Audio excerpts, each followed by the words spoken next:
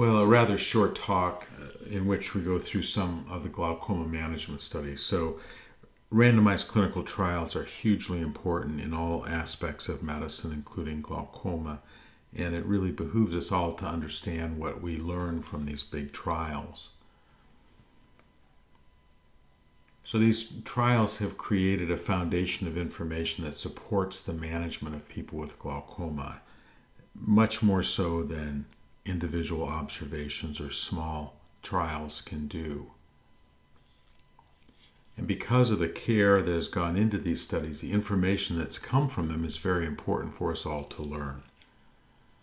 Some of these trials fit nicely into other sections of the curriculum, and I've included them there. And the reason is because to just go through 12 or more clinical trials in a row would be really pretty mind-numbing.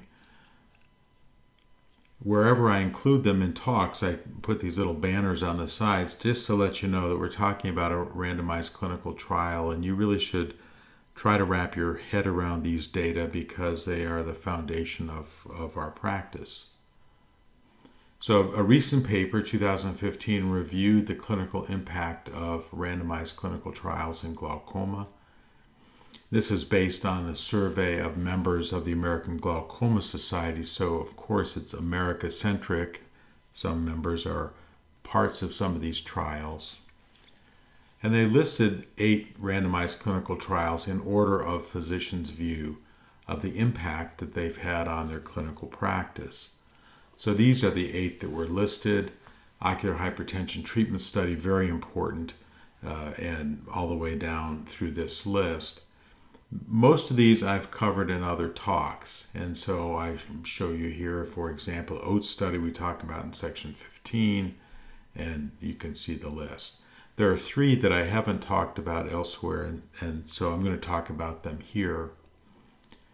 There are also some other randomized clinical trials that I've talked about in other sections of this curriculum that weren't included in that list.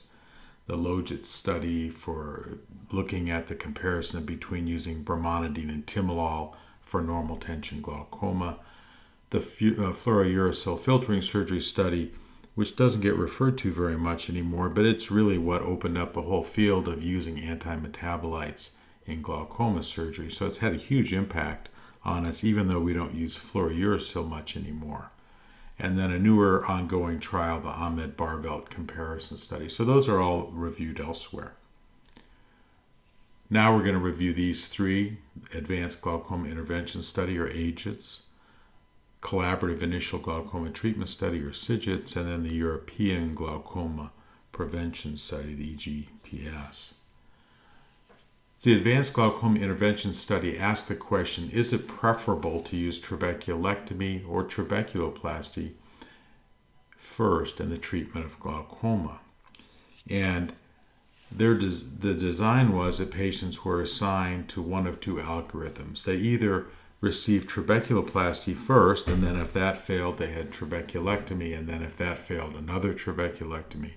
Or they had trabeculectomy first, and if that failed, trabeculoplasty, and then trabeculectomy. So the ATT and TAT were the 2 treatment groups.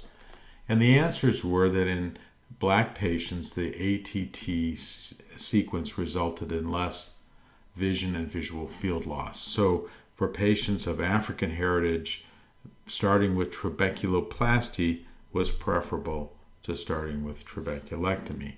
In white patients, the opposite was true. People had less loss if they started with trabeculectomy, then had trabeculoplasty, and then trabeculectomy.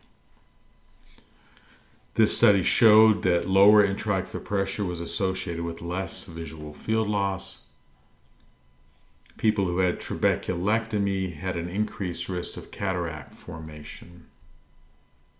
And they also showed that intraocular pressure fluctuation was an independent risk factor for worsening in patients with lower baseline intraocular pressures.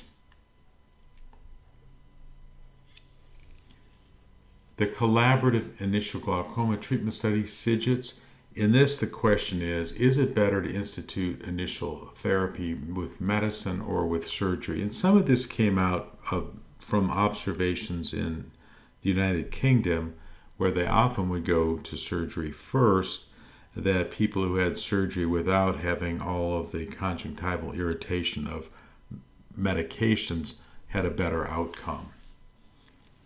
So the design was a random assignment to either medicine first or trabeculectomy. The study found that pressures were lower in the surgery group. However, there were similar rates of visual field loss up to 9 years of follow-up. There were more cataract and early vision loss in the trabeculectomy group, but over time, these lines converged. And quality of life measures were similar in the two groups. The problem with a lot of these studies is that they were started when the medical options were poorer, so prior to prostaglandin analogs, for example. And who knows how this would play out today. Lastly, the European Glaucoma Prevention Study. We don't hear a lot about this study in the U.S., and partly, I think, because it really doesn't support the way that we practice in some ways. The question is, does lowering the intraocular pressure prevent glaucoma damage? It seems like a ridiculous question, but back in the 80s, there were studies questioning the treatment of glaucoma, whether or not there was proof that lowering pressure prevented worsening glaucoma. The normal tension glaucoma treatment trial certainly addressed that, and the OATS trial, and I don't think there's any question these days that this is an issue, but at the time that this study was started, that was a question. The design was that patients were randomly assigned to treatment with either dorzolamide or placebo, and the placebo was all of the same stuff that's in dorzolamide, just without the active component. And the answer was that the pressure lowering in the treatment group was small, 22% at 5 years. And the thing that was really unusual about the European Glaucoma Prevention Study was that the placebo group also had a marked reduction in intraocular pressure, almost the same after 5 years. The drop in pressure in the placebo group was surprising to everyone. Some thought that maybe it was regression to the mean. In other words, you start therapy with the pressures the highest. Even if you do nothing, it's more likely to go down than to go up. There was no difference between the groups in pressure or progression. And this was not a small study. There were over 1,000 patients in this study. There was concern that there was a high rate of attrition from the study. 30% of people who were enrolled did not complete the study, and the attrition rate was higher in the dorzolamide group, presumably from the stinging that people can get from dorzolamide.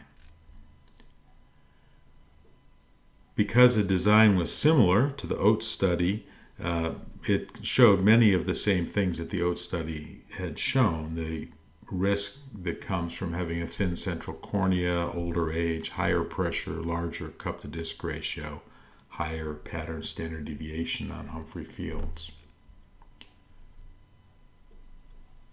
So the key points: randomized clinical trials form the foundation of many of our practices in glaucoma.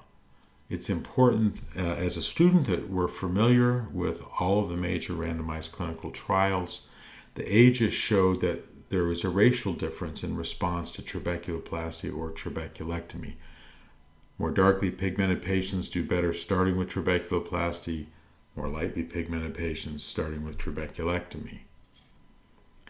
It also showed that a lower intraocular pressure was associated with less risk of progressive glaucoma loss. CIGTS showed a similar efficacy in patients treated with medication first versus those who were treated with surgery first. It showed that trabeculectomy patients had more cataract than medicine-treated patients. And the EGPS showed little protective effect with dorzolamide versus placebo. Also showed the same risk factors for progression as we're seeing in the OATS study. And sometimes you'll actually see the data from the EGPS and OATS combined together to give a bigger data set. So again, throughout this whole curriculum, you will see randomized clinical trials presented. Really try to wrap your head around what the trials are showing. Some of them are less relevant today because they were done at a time when there were different medications, but they really are the cornerstones of how we practice medicine.